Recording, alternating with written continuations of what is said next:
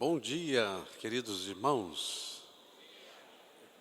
Como nosso irmão Pedro dizia também, graça, misericórdia e paz da parte de nosso Senhor Jesus Cristo. Amém? Aleluia. Quero ler o versículo da palavra, Mateus capítulo 4, versículo 23. Mateus 4, 23 diz: Percorria Jesus toda a Galileia, ensinando nas sinagogas, pregando o evangelho do reino e curando toda sorte de doenças e enfermidade entre o povo. A palavra, quero destacar aqui, pregando o evangelho do reino. Pregando o evangelho do reino. Jesus percorria toda a Galileia, pregando o evangelho do reino de Deus. Nós sabemos que evangelho é boas notícias. Quando aqueles pastores estavam no campo e surgiu um coral,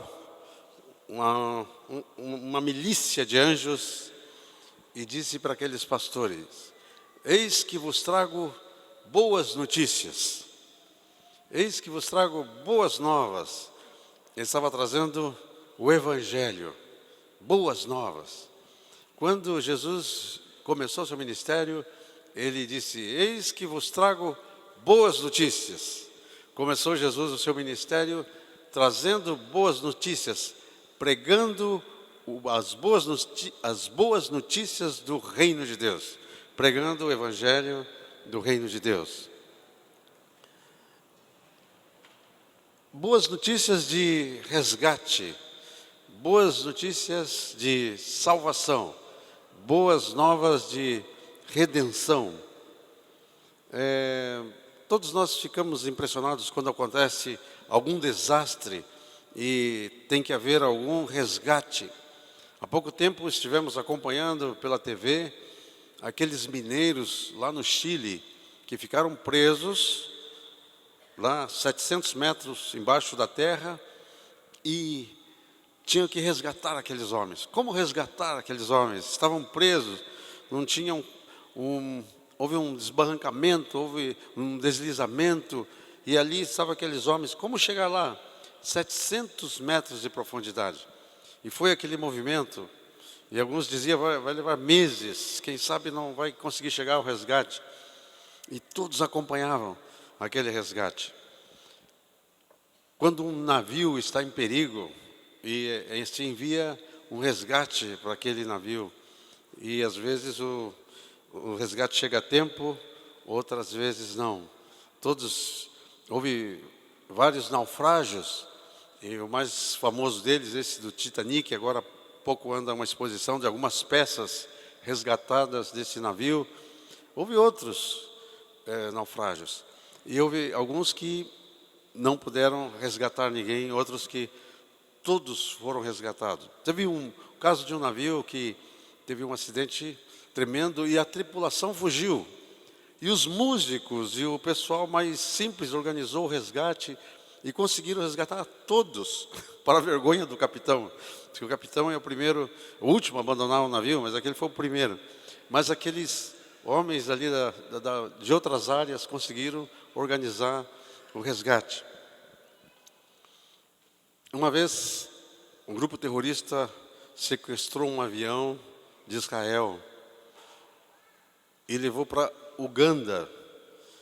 Uganda, naquela época, comandada por um ditador, Idi Amin Dada, um ditador terrível, e um comando de Israel organizou o resgate. Tinham que viajar milhares de quilômetros, um comando para resgatar aqueles reféns que estavam no aeroporto em Entebbe, lá em Uganda. Foi organizado, saiu uma equipe de elite, levaram até um carro para simular o carro presidencial daquele ditador. E aquele grupo chegou naquele aeroporto e conseguiram resgatar todos os reféns. E interessante que um único morto do lado dos que estavam sendo perseguidos, o único que morreu foi o comandante da missão. Os outros todos foram salvos. Mas eu quero dizer para você que houve um planejamento para o maior resgate de toda a história. Não era mineiros que estavam presos, não era alguns náufragos, não era uns reféns, mas eram hoje 6 bilhões de pessoas que precisam ser resgatados.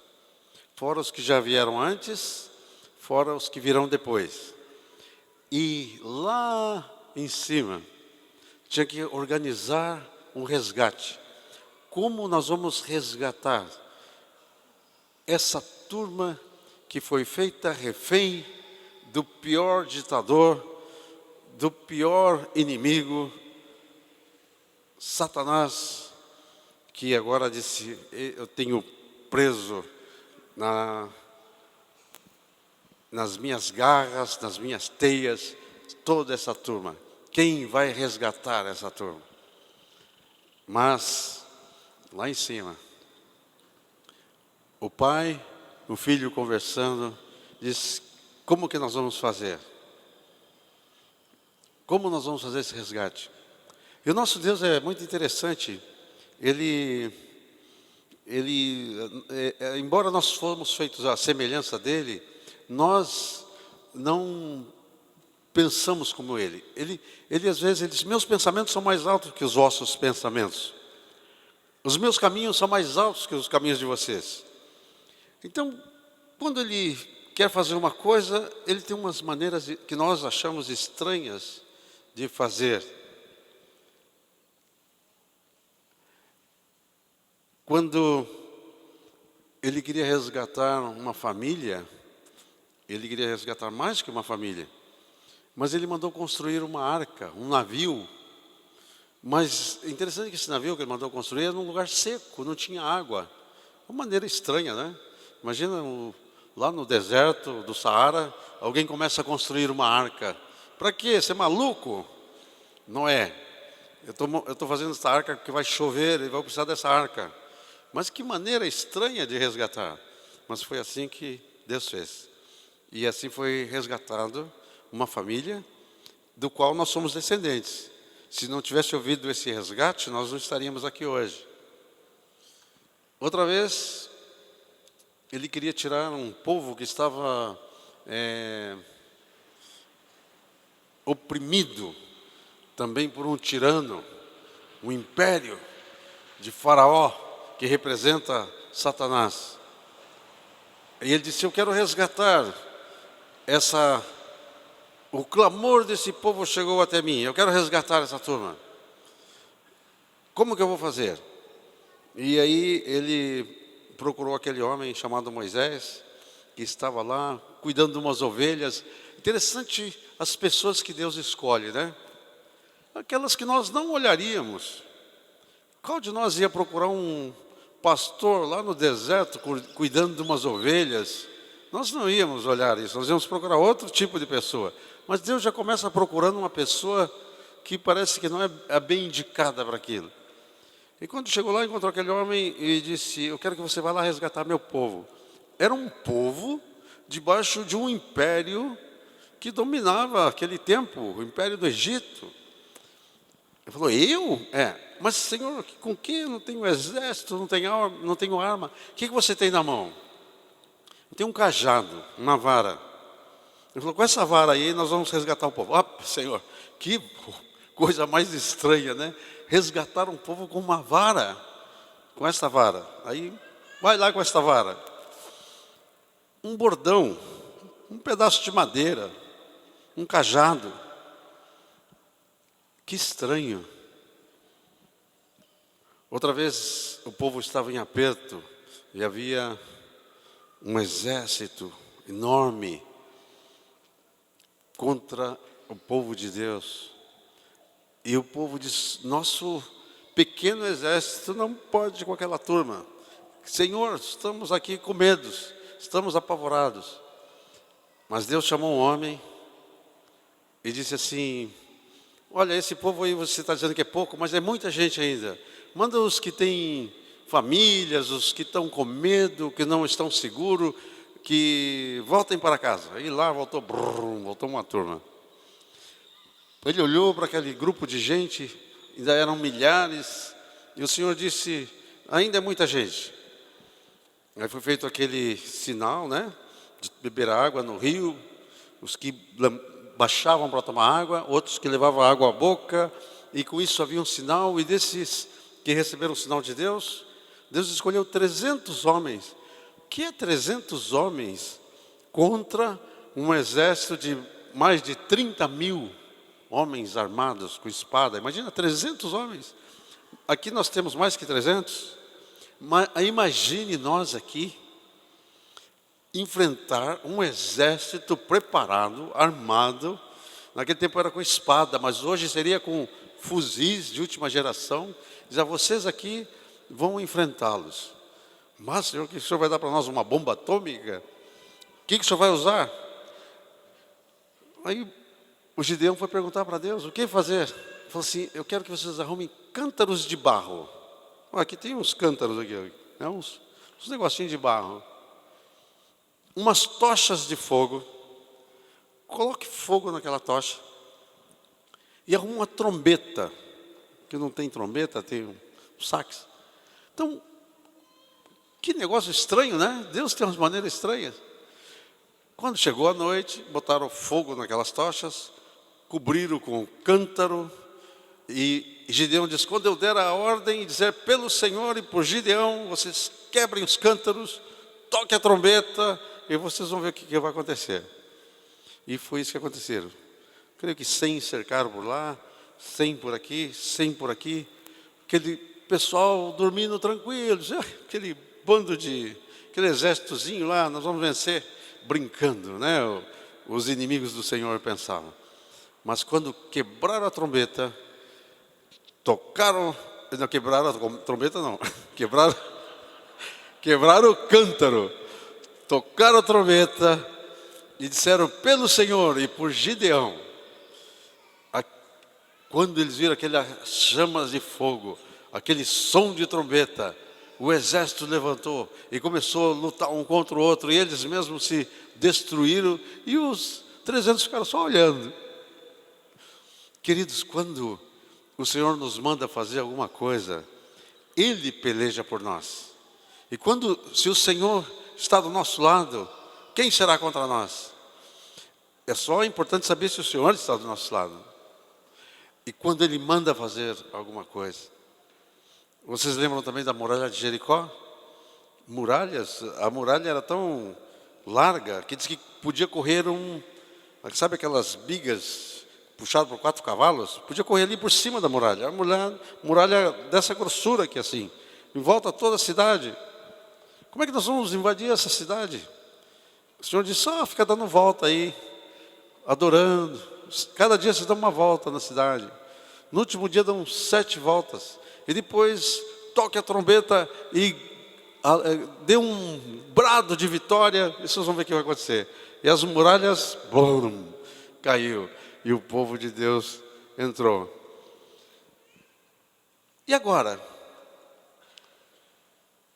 O maior resgate está programado, tem que acontecer.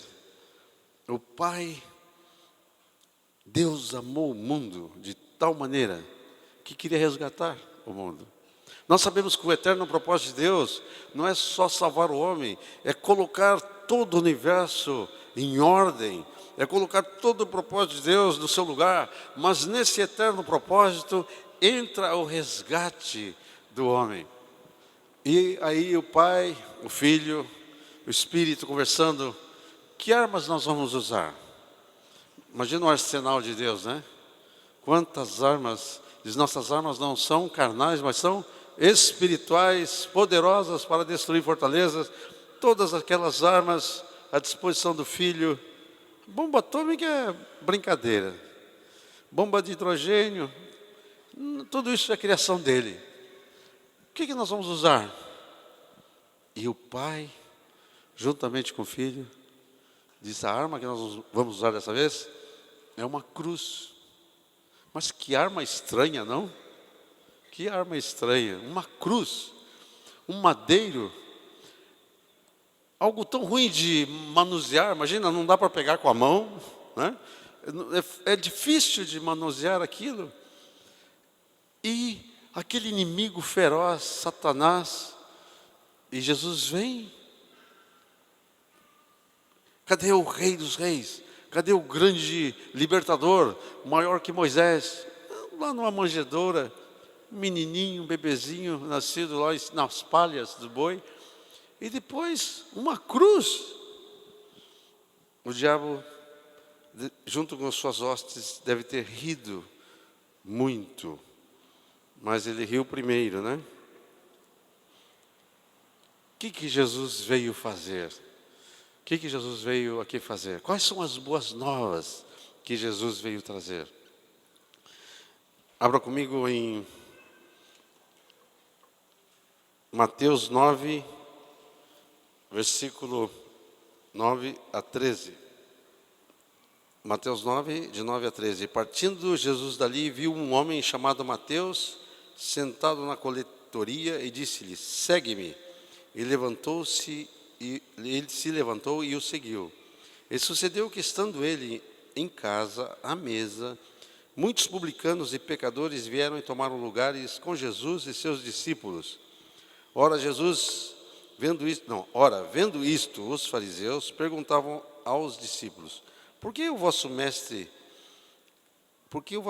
com os publicanos e pecadores? Por que come o vosso mestre com os publicanos e pecadores? Mas Jesus, ouvindo, disse: os sãos não precisam de médico, e sim os doentes. Ide, porém, aprendei o significado: misericórdia quero e não holocaustos. Não vim chamar justos, e sim pecadores ao arrependimento. Texto paralelo esse é Lucas 19, versículos 9 a 10.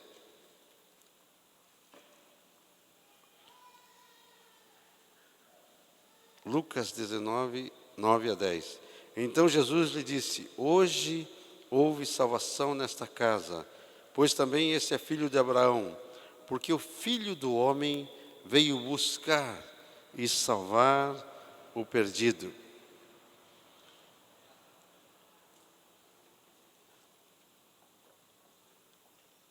Queridos, onde estaria Jesus hoje se estivesse aqui na terra? Onde estaria ele? Com quem ele ia andar? Aqui nós vimos que ele passou na coletoria, chamou Mateus, e Mateus seguiu. E depois que Mateus seguiu, convidou ele para jantar. E Mateus convidou os seus amigos para o jantar. E os amigos dele eram publicanos, pecadores, gente do povo. E os fariseus: por que o teu mestre perguntou para os discípulos, come e bebe com os pecadores? E Jesus disse: eu vim buscar, eu vim resgatar o que se havia perdido. Eu vim buscar os doentes. Os doentes estão nos hospitais, os doentes estão nas filas. Eu vim buscar os doentes, eu vim buscar os pecadores. Os sãos não precisam de médico. Então Jesus veio buscar e salvar o que se havia perdido. Ele veio fazer a obra do Pai. Em João 17, versículo 4 diz: Pai, eu te glorifiquei na terra, consumando a obra que me confiastes a fazer. Quando os discípulos foram comprar pão, e ele ficou ali no poço de Jacó, que teve aquela conversa com a samaritana, quando eles voltaram, eles disseram: Jesus, o senhor quer pão? Ele falou: eu tenho uma comida que vocês não conhecem. A minha comida é fazer a vontade do Pai. Jesus veio então buscar e salvar o que estiver perdido. Ele veio realizar a obra que o Pai confiou a ele. A minha vontade é realizar a obra que o Pai me confiou. O Pai conversou com Jesus, disse: Jesus, meu filho, eu quero que você vá lá e faça isso. Deu determinações claras para ele. Tanto que Jesus dizia assim: eu não faço nada que meu Pai não mandou. Eu não faço nada que eu não vi meu Pai fazer. Eu vim para fazer a obra de Jesus. Querido, você quer agradar a Deus? Só tem uma maneira: realizando a obra que o Pai preparou para você. Sabe qual é o nosso problema? Que às vezes nós queremos realizar a obra que o outro faz. Nós fazemos isso, eu faço isso. Eu leio a vida de um homem como Billy Graham, eu quero fazer o que ele fez. Aí depois eu leio a vida de Sundar Singh lá na Índia, eu quero fazer como ele fez. Está bem, Paulo diz: sede meus imitadores, como eu também sou de Cristo. Está bem imitar esses irmãos naquilo que eles imitam a Cristo. Mas você tem uma obra que Deus preparou para você. Você lembra que diz que não somos salvos pela obra, somos salvos pela graça, mediante a fé. Isso não vem de vós, é dom de Deus, não de obras, para que ninguém se glorie, mas nós somos feituras dele, criados em Cristo Jesus, para as boas obras, as quais Deus de antemão preparou para que andássemos nela. Querido, tem obras específicas que o Pai confiou para você, que só você pode realizar. As obras que o Pai preparou para Jesus eram aquelas que ele tinha para fazer. Paulo dizia assim, em nada considero a vida preciosa para mim mesmo, contanto que eu complete a carreira e o ministério quer dizer o serviço que eu recebi do Senhor Jesus. Qual o ministério, qual o serviço que você recebeu do Senhor Jesus? Você só vai glorificar o Pai executando o serviço que Ele deu para você realizar, que Ele confiou a você. Então, Jesus veio buscar e salvar o que se havia perdido. Ele veio realizar a obra que o Pai entregou para Ele. Ele veio para ser o Cordeiro de Deus. Quando João Batista estava com uns discípulos e viu Jesus passando, ele diz assim: ali está indo o Cordeiro de Deus, que tira o pecado do mundo. Jesus foi enviado como Cordeiro, o leão da tribo de Judá, mas antes de ser leão e sentar no trono, ele tinha que ser o Cordeiro. Ele veio como Cordeiro. Em João capítulo 10, é bom nós darmos uma olhadinha aqui em João capítulo 10, versículos 17 e 18 diz: por isso o Pai me ama, porque eu dou a minha vida para reassumir. Ninguém tira de mim, pelo contrário, eu espontaneamente a dou. Tenho autoridade para entregar e também para reavê-la. Este mandato recebi do meu Pai. Podemos ler o 14 também, do capítulo 10, que diz: eu sou o bom pastor, conheço as minhas ovelhas, elas me conhecem. Assim como o Pai me conhece a mim, e eu conheço o Pai, eu dou a minha vida pelas ovelhas. Ainda tenho outras ovelhas, não deste aprisco. A mim me convém conduzi-las. Elas ouvirão a minha voz. Então haverá um rebanho, um pastor. Por isso o Pai me ama, porque eu dou a minha vida para reassumir. Ele veio como Cordeiro para dar a sua vida em resgate de muitos. E ele veio também para pregar, para anunciar as boas novas do Evangelho do Senhor, do nosso Deus. As boas novas do Evangelho do Reino. Leia comigo Marcos, capítulo 1.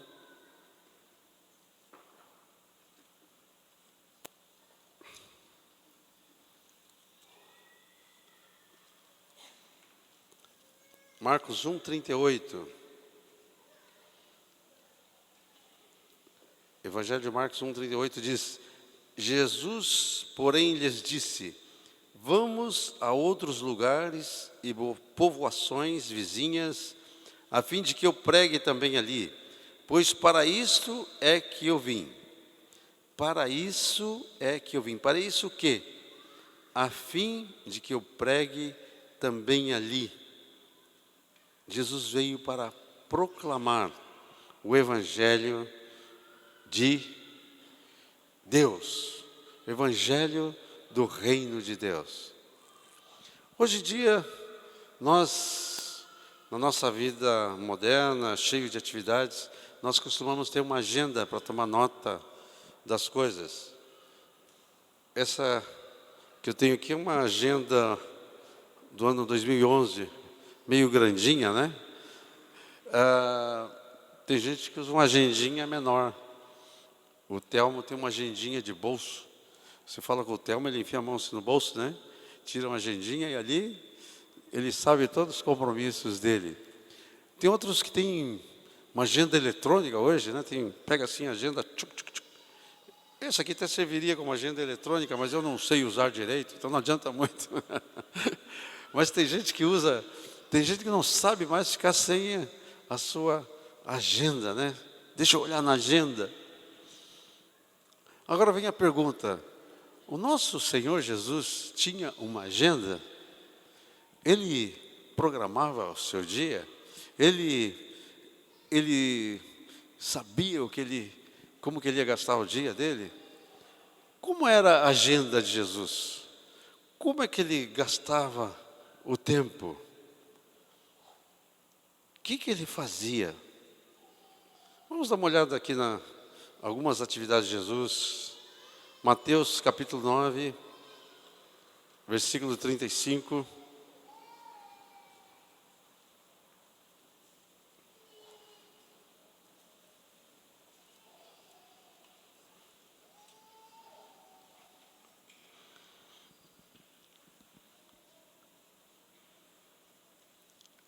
Mateus 9,35 diz o seguinte: e percorria Jesus todas as cidades e povoados. Aqui tem uma pista da agenda de Jesus. Como é que ele gastava o tempo? Ele gastava o tempo percorrendo todas as cidades, e não só cidades, povoados. Vamos supor que ele estivesse aqui na nossa região. Ele ia vir aqui na cidade de Porto Alegre, depois ele ia dar uma olhada aí os municípios mais perto, né? Canoas, Gravataí, Guaíba, e depois diz que povoados, aqueles povoadinhos, né? Quando a gente vai para a serra, aí tem picada café, picada não sei aonde, eu creio que ele ia se embrenhando por esses povoados. E o que ele fazia? Ensinando na sinagoga. Chegava num lugar, tem sinagoga? Ele ia lá na sinagoga. Às vezes nós fazemos confusão de sinagoga e templo, né? Templo só tinha um lá em Jerusalém, o templo era lá em Jerusalém. Agora, sinagoga podia ser em qualquer cidade. As sinagogas geralmente eram nas casas. A sinagoga geralmente funcionava nas casas. No começo era nas casas. E ele entrava nas sinagogas. O que ele fazia? Pregando o Evangelho. Ele chegava e disse: eu tenho boas notícias do reino. E o que mais que ele fazia? Curava toda sorte de doenças e enfermidades. Essa era a agenda de Jesus. Esse era o trabalho diário. Manhã, tarde e noite. A agenda estava preenchida. O que Jesus está fazendo? Percorrendo, pregando, ensinando, curando, libertando. Ele veio para fazer isso e ele gastava o tempo dele fazendo isso. Abra comigo em Mateus capítulo 4.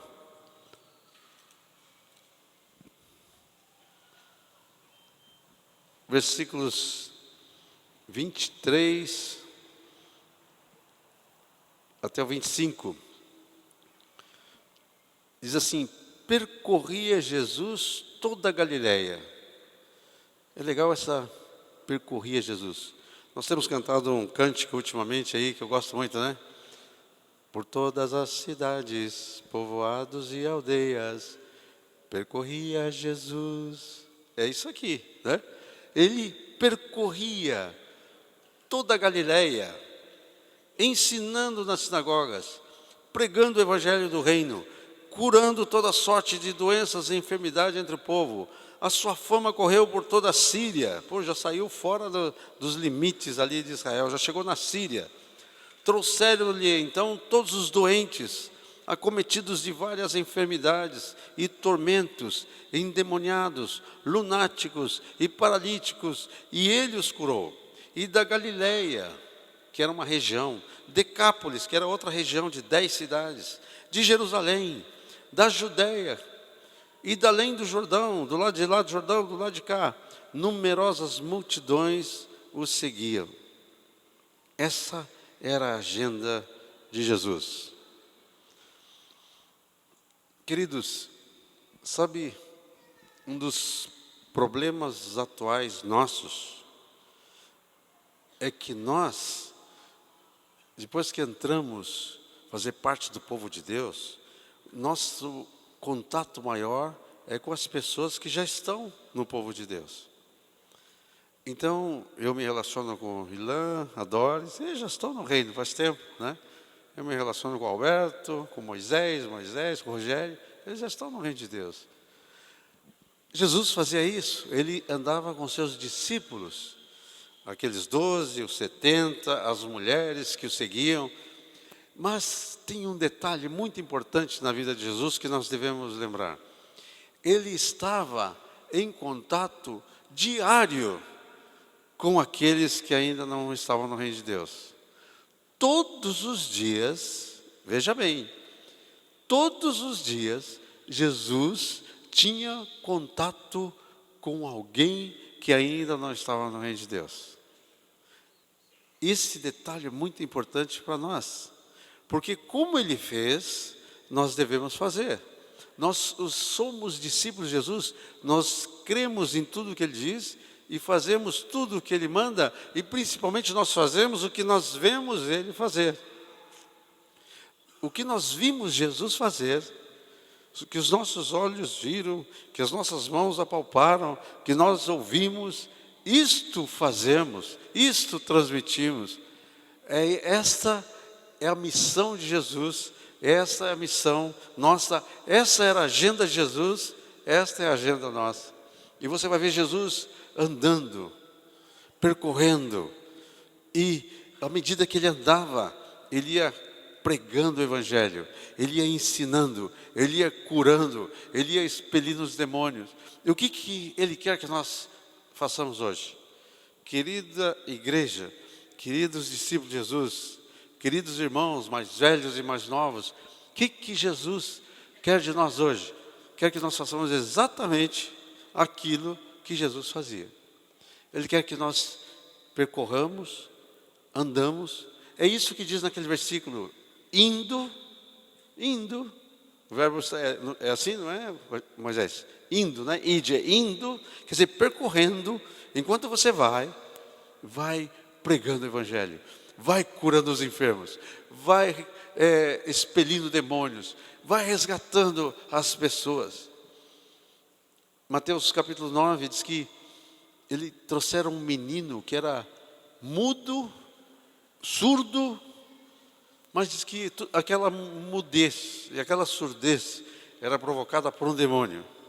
E Jesus expeliu aquele demônio e aquele mudo começou a falar e era surdo e começou a ouvir.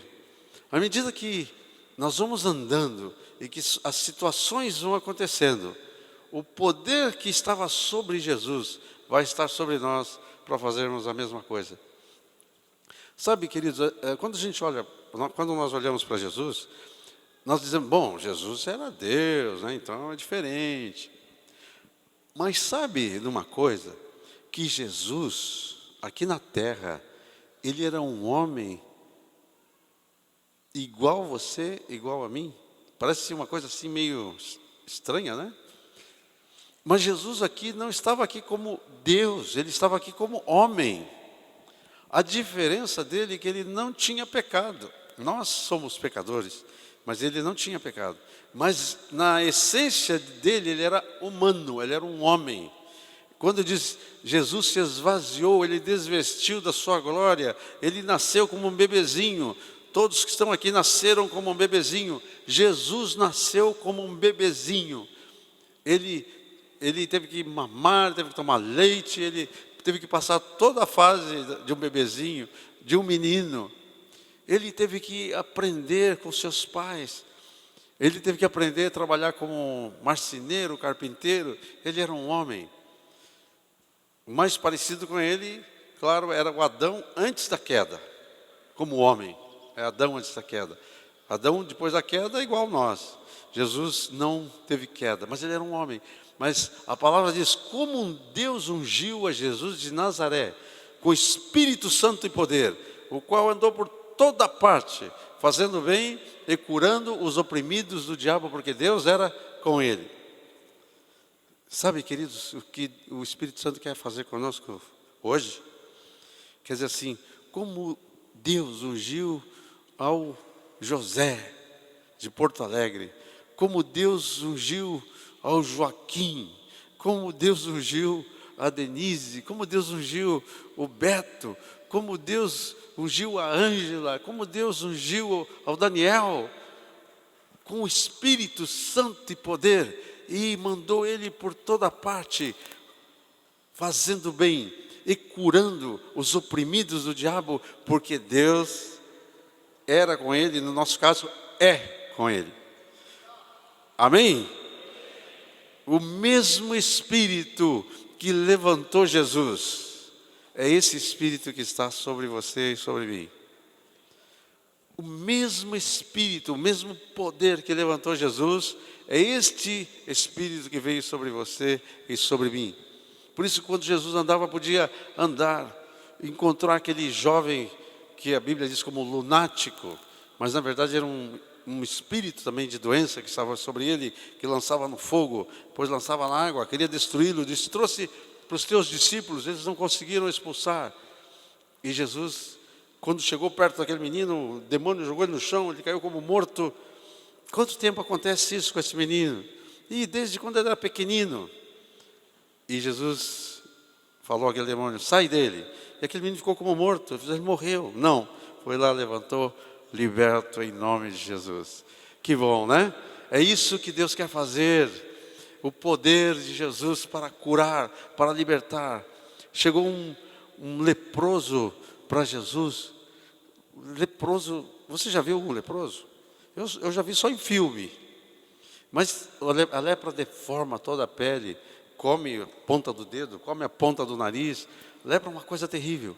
Eles andavam... Teve um filme aí, aquele Ben-Hur, né, que aparece a mãe de Ben-Hur, leprosa, a irmã, aquele rosto. Um filme de Atos também aparece uma mulher com o rosto todo ferida. Um leproso se aproximou de Jesus, nem podia aproximar, o leproso tinha que ficar longe. E de longe o leproso tinha que avisar, imundo, imundo, para ninguém chegar perto.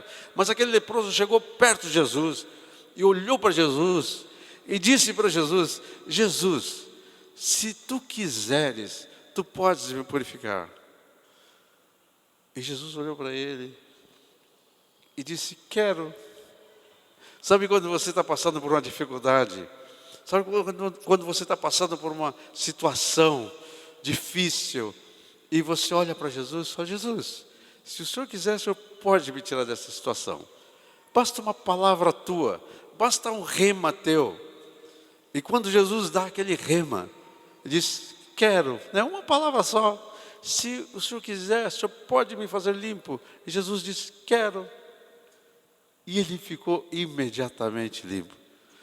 Aquela pele não tinha nenhuma estética, nenhum creme, nada que pudesse deixar aquela pele tão perfeita como daquele leproso. Assim como foi daquele general Naamã, que foi mergulhado lá no Rio Jordão 7 vezes e ficou curado com a pele como de uma criança.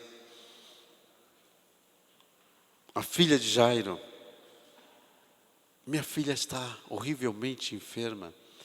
E Jesus disse: não, eu vou lá curar. Enquanto ele ia, aquela mulher que sofria 12 anos com um fluxo de sangue, uma hemorragia que não parava, disse: se eu apenas tocar na veste dele, eu ficarei curado. Querido, sabe, nós precisamos ter essa fé de que se eu apenas tocar nele, às vezes a gente quer que ele toque em nós, outras vezes nós precisamos tocar nele. Se eu apenas tocar nele, e Jesus para: quem me tocou? Oh, Jesus, tanta gente te apertando aqui, como quem me tocou? Não, eu senti que de mim saiu poder. Eu não sei se acontece isso contigo, quando às vezes você está orando por um doente, e que você percebe que o Espírito Santo está agindo, e você vê que está saindo poder. Você sabe que pode sair poder de você? Você sabe que pode sair, porque o poder de Deus está em você. E quando ele falou: se puser as mãos sobre os enfermos, eles ficarão curados, é porque é um poder em você. E quando o poder não é teu, é dele, mas está em você.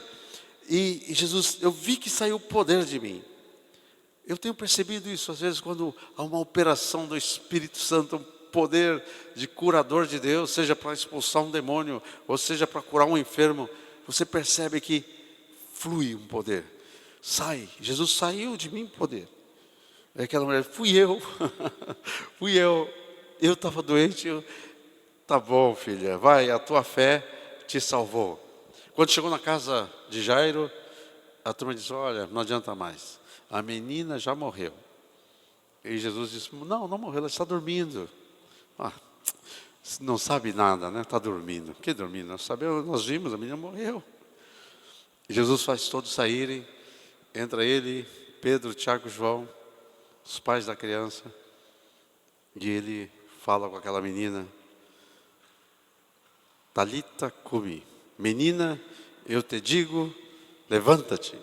E aquela menininha, pumba! Quando Jesus se manifesta, os mortos ouvem a sua voz. Ainda que esteja morto, viverá. Nunca pense que um problema é insolúvel, não tem jeito, não tem como fazer. Para Jesus não tem impossíveis. Eu lembro quando Samuel, meu garoto, estava lá, 14 anos, na UTI, doença grave, né? Sepsemia, infecção generalizada, com um atendimento rápido, pode se curar, mas já fazia mais de 8 dias sem tratamento adequado, a situação era grave. Mas eu comecei a ler a palavra de Deus, quando você está numa situação, né? Comecei a ler todos os milagres de Jesus, e principalmente quando os pais pediam para Jesus fazer o milagre. E quando chegou nessa parte aqui, essa palavra me pegou, diz assim: não temas, crê somente. Aí quando eu recebi essa palavra, não temas, crê somente, eu falei: pronto, já tenho a palavra. Tá bem, eu não vou temer, vou só crer. E aí comecei a crer. E quando chegava lá na Monteiro, dizia: aqui, esse tecladinho aqui, que Samuel estava tocando, ele vai estar tocando aqui.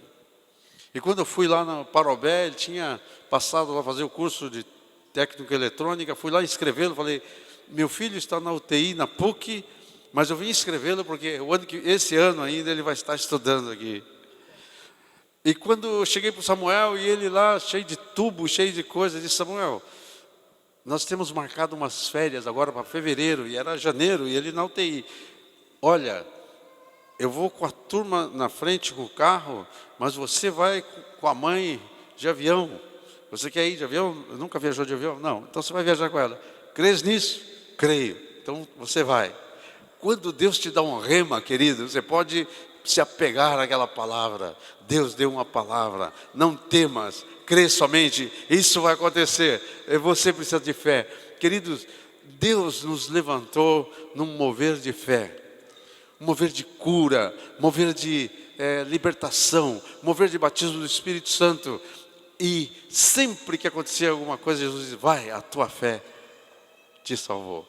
Queridos, Deus está nos levantando por esse despertamento de novo, para essa pregação simples e pura do Evangelho, onde Deus vai agindo e vai fazendo as coisas tremendas que Ele sempre fez, Ele fará. E Jesus é o mesmo ontem, hoje e será eternamente.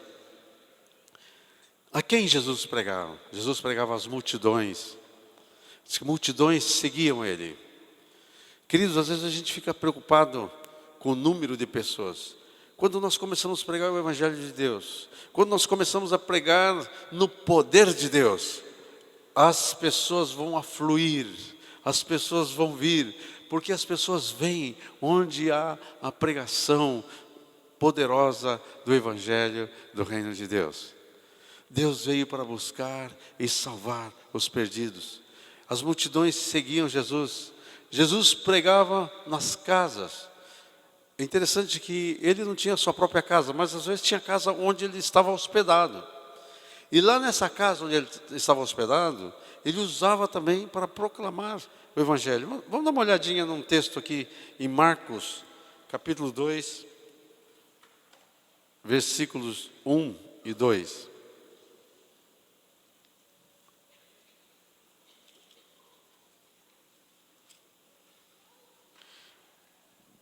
Marcos 2, diz assim, versículo 1: Dias depois entrou Jesus de novo em Cafarnaum, e logo ocorreu que ele estava em casa. Que casa? A casa onde ele estava, hospedado. E muitos afluíram para ali, tanto que nem mesmo junto à porta eles achavam lugar, e anunciava-lhes a palavra. Queridos, Jesus estava na rua, as multidões estavam, ele estava pregando, anunciando o Evangelho. Jesus estava em casa e as pessoas vinham, o que ele fazia?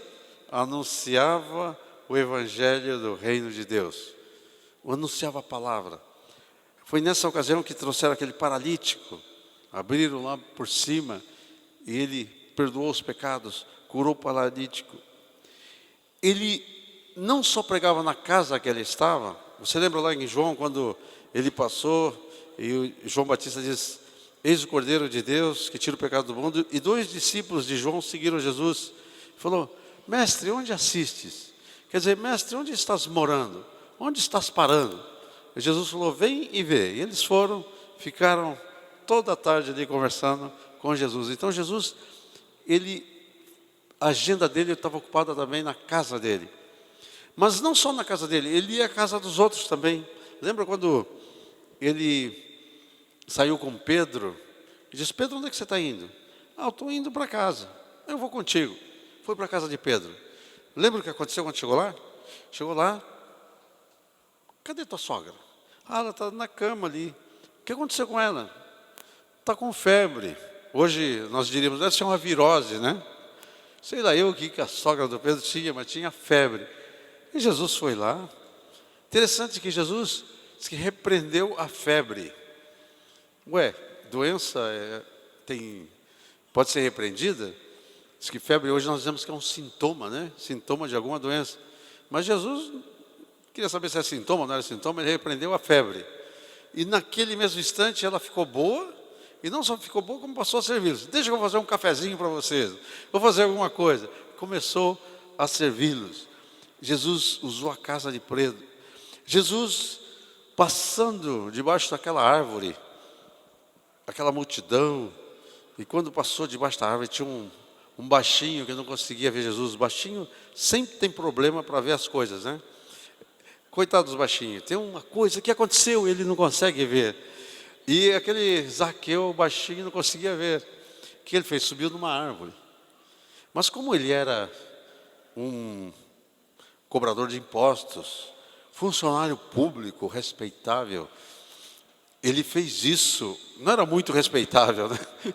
Mas ele subiu antes, ficou escondido. Eu sei que ele vai passar por aqui.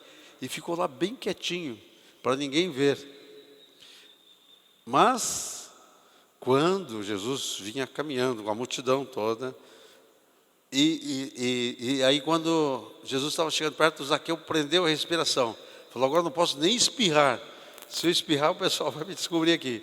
Mas quando chegou perto daquela árvore, Jesus levantou a cabeça, olhou para cima. O que aconteceu com os outros? Todos olharam para cima. E o Zaqueu lá em cima, que vergonha, todo mundo me olhando. Zaqueu, o que está fazendo aí, Zaqueu? Desce depressa, porque eu quero, hoje convém eu ir na tua casa. Eu vou comer na tua casa. E é para descer, e não só descer, depressa. E aquele baixinho desceu depressa. Eu imagino que ele saiu correndo na frente para avisar a mulher dele: olha, ele vem vindo aí. Ele vem vindo aí. Mas quem, Zaqueu? Eu já te falei, não traga ninguém sem me avisar. Não, mas você convida, tem que me avisar. Mas eu não convidei, foi ele que se convidou. Mas ele quem? Jesus. Mas quem é esse Jesus? Jesus de Nazaré. Mas Zaqueu, quem manda aqui nessa casa? Não é você? Falou: até hoje era eu, mas a partir de agora manda Jesus. Jesus entrou. Você lembra que Jesus deve ter anunciado o Evangelho, deve ter conversado sobre as coisas do reino. Em determinado momento aquele baixinho se levantou, né? Fez uma pose, né? O baixinho levanta, fica assim na ponta do pé para ficar um pouco mais alto, né? E disse: vou dar a metade dos meus bens aos pobres. E quem eu roubei, eu vou devolver 4 vezes mais. Jesus disse: hoje houve salvação nesta casa. Casa de Marta e Maria, casa de Mateus, que nós lemos já no começo. Mateus também é um cobrador de impostos. Jesus disse uma palavra só: segue-me. Mateus deixou tudo. Não disse assim: ó, deixa eu primeiro dar aviso prévio, romper meu contrato com o governo. Ele deixou tudo e convidou para um jantar. E convidou os amigos dele. Queridos, aqui está uma chave para a gente ganhar as pessoas para Jesus. Quando se converte alguém como Mateus ou como Zaqueu, diz assim: convida os teus amigos, faz um galeto, faz um jantar, convida os teus amigos e me convida também. E eu vou lá para anunciar para eles. Eu vou comer o galeto, mas eu vou anunciar para eles o que eu anunciei para você. Jesus foi lá. Sabe, nós hoje temos assim, parece medo de ter contato com os pecadores. Sabe, nós às vezes interpretamos mal, né? Aquele Salmo 1 que diz: bem-aventurado o que não anda na roda dos escarnecedores. Tem 2 maneiras de andar. Você pode andar na roda dos escarnecedores para ser um escarnecedor, para participar das obras das trevas dele. E isso o Salmo diz para não fazer. Mas você pode fazer como Jesus. Jesus ia no meio dos pecadores, sabe para quê? Para ser luz. Eu sou a luz do mundo. Quem me segue não andará em trevas. E ele disse: agora vocês são a luz do mundo. Nós temos que ir. Jesus disse: eu não peço que os tire do mundo, mas que os livre do mal. Então nós temos que ir lá e ser luz. Na casa do Mateus, na casa do Zaqueu, na casa do Pedro. Ele, além das casas, além de pregar as multidões, de entrar nas casas, Jesus também falava com as pessoas. Lembra quando Nicodemos veio falar com ele? Sozinho, tete a tete. Nicodemos veio escondidinho de noite, com medo de ser visto. De vez em quando alguém vai procurar você assim, meio escondidinho, tá? Com medo de alguém descubra que está conversando com um crente. Não se preocupe, Nicodemos fez a mesma coisa. Lembra que Jesus falou com ele: Nicodemos, você precisa nascer de novo. Se você não nascer de novo, não pode entrar no reino de Deus. Aquele jovem rico, Jesus olhou para ele e falou... Jesus pregou para aquele jovem rico de uma maneira que parece que não é bem teológica para nós, né? Jesus falou, o jovem falou assim: o que devo fazer para herdar a vida eterna? Jesus falou uma coisa que nós não falaríamos hoje. Ele falou: guarda os mandamentos. Que estranho, né? Guarda os mandamentos. E a resposta do jovem foi mais estranha, em dizer: eu tenho guardado os mandamentos. Desde a minha infância eu observo os mandamentos. E Jesus não falou: você é mentiroso, você não guarda nada. Não, Jesus falou: não, falta uma coisa para você. Vai, vende tudo que tens, dá para os pobres, e depois vem e segue-me. E aquele jovem, que era muito rico, mostrou seu problema, a avareza. E disse que aquele homem foi embora. E disse que Jesus amou. Jesus não ficou falando mal. Esses ricos, não, tem que morrer. Não, não. Diz que Jesus amou aquele jovem rico. Querido, Jesus era movido por amor. E aquela samaritana, conversando com a mulher samaritana, lá no poço. Sempre há uma oportunidade. Outro dia o Gilberto, cadê o Gilberto? Está por aqui? Estava falando com os jovens lá no sábado. O Gilberto estava dizendo, está ali o Gilberto. Ele estava dizendo que tinha uma mulher que ele queria pregar e ele não sabia como pregar. Estava com aquela luta, falo, não falo, como não falo. Diz que o Espírito Santo falou para ele, aproxima-te dela. Você é luz, chega perto e vai ver o que acontece. Queridos, nós temos que crer na palavra de Deus que diz que nós somos luz. Quando nos aproximamos de alguém, nós somos luz. Alguma coisa vai acontecer. Mas a luz não é para ficar debaixo do alqueire, não é para ficar debaixo da mesa, não é para ficar escondido, a luz é para brilhar. Chega perto e deixa a luz brilhar. E o Gilberto disse que chegou lá perto daquela mulher. E logo estava conversando com aquela mulher. E logo a mulher se interessou e disse, dá para a gente continuar essa conversa em outro momento? Não foi, Gilberto? E prosseguiu a conversa com aquela mulher. Foi o que Jesus fez com a mulher adúltera. A mulher adúltera também, mas a samaritana, que também era adúltera, porque falou, 5 homens já tiveste, esse que tem agora não é teu marido. Mas Jesus não teve problema de chegar perto. Começou a conversar. Daqui a pouco aquela mulher, veja o que és profeta. E aqui aconteceu uma coisa fantástica. A gente sempre pensa que a pessoa, para começar a pregar, tem que primeiro ser fundamentado, depois tem que ir para o encontro de libertação, depois tem que fazer o curso de treinamento, e depois sim, aí está apto para proclamar. Sabe o que aconteceu com aquela mulher? Não sei quanto tempo tinha conversado com Jesus, meia hora, 1 hora, algum tempo. Aquela mulher samaritana saiu imediatamente, sabe o que ela fez? Se tornou uma testemunha e proclamadora. Foi na cidade e começou lá, e não sei como ela fez, começou a gritar, gente, tem um profeta ali, eu creio que ele é o Messias, ele falou umas coisas para mim, vem. Começou a trazer gente para Jesus, poucas horas, poucos momentos de conhecer Jesus. Isso é maravilhoso. Para a gente gerar filhos naturais, precisa passar anos, ter maturidade, né? Ali tem uma grávidazinha ali, com a Sofia ali dentro, ali, né? Mas esperou tanto tempo, né? Para esse momento chegar. Mas para gerar filhos para o Senhor, pode ser imediatamente. Aquele endemoniado gadareno tinha demônios terríveis. E quando os demônios foram embora, e ele queria seguir Jesus, queria ir com Jesus, deixa eu ir contigo. Jesus falou, não, volta para os teus e diz o que Deus fez por você. E aquele ex-endemoniado não precisou nem para casa de recuperação de endemoniados. Ele voltou para Decápolis, que era uma região de 10 cidades, e começou a pregar lá e proclamar o que Deus tinha feito na vida dele. Queridos, todos aqui que têm Jesus estão aptos, estão capacitados para proclamar o reino de Deus. Em todos os lugares Jesus proclamava. Na praia, na beira da praia, beira do mar da Galileia, nas ruas, nas sinagogas, no templo. Ele diz, todos os dias eu estava no templo, indo, percorrendo, no barco.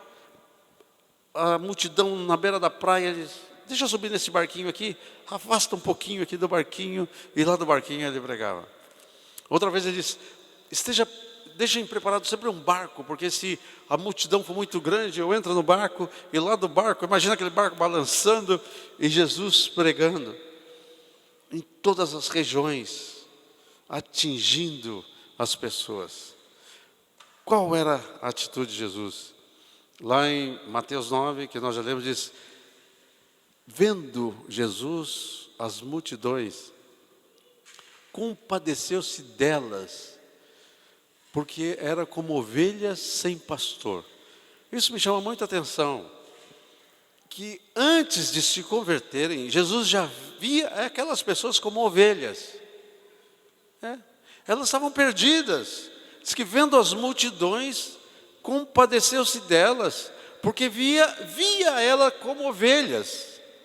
Queridos, nós precisamos olhar as multidões e vê-las como ovelhas. Compadecer delas, essas são ovelhas do Senhor, elas precisam vir. Lá em João 10, Jesus diz assim: eu tenho muitas ovelhas que ainda não estão no aprisco, convém que eu vá buscá-las, Ele está falando dessas ovelhas que não estão no aprisco, são ovelhas que ainda não se tornaram ovelhas. Mas Jesus, já com aquele olhar de fé, estava olhando, elas serão minhas ovelhas. E ele diz: então haverá um rebanho e um só pastor. Queridos, o Espírito Santo quer tomar cada um de nós e colocar em nós o mesmo coração que havia em Jesus, compadecendo-se delas. Jesus, olhando as multidões, teve compaixão e disse: queridos, vamos orar ao Pai, pedir que mande mais trabalhadores para a sua seara, porque a seara é grande e os trabalhadores são poucos. Amados, aqui estão os trabalhadores. Aqui está a resposta da oração dos discípulos de Jesus. Você foi mandado como resposta à oração, aquela que Jesus mandou fazer. A seara é grande. Ele disse assim outra vez, vocês dizem que falta 4 meses para a colheita. Ele disse: vocês estão enganados. Levante os olhos, veja os campos, estão brancos já para a colheita. Está na hora da colheita. Sabe quando chega na hora da colheita? Eu não trabalhei no campo, mas o que eu tenho visto é assim, que quando chega a hora da colheita, tem que colher. Não pode passar, porque senão a chuva ou o sol demais vai estragar aquela colheita. Então, às vezes, agora com as luzes, tem máquinas que ficam trabalhando durante a noite para colher. É hora da colheita. Veja, os campos estão brancos. Está na hora da colheita. Quero continuar depois falando do desafio que o Senhor tem para nós hoje. Mas agora nós vamos fazer uma pequena pausa.